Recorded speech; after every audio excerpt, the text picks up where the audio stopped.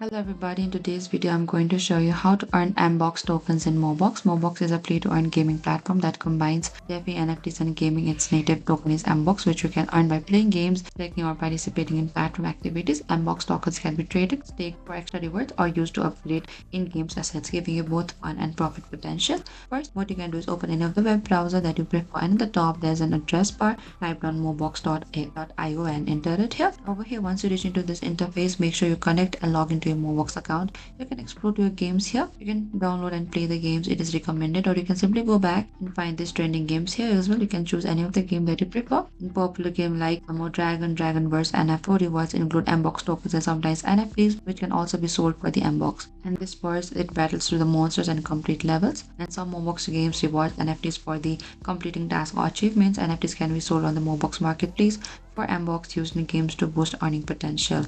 And that is it. MOBOX often runs limited time events or the competition mission or ranking high in leadership can reward bonus MBOX. Thank you for watching this video. I hope I could help you on how to earn MBOX tokens in MOBOX. Don't forget to like, share and subscribe. And if you have any queries or confusion, please comment down below and we will reach out to you very soon.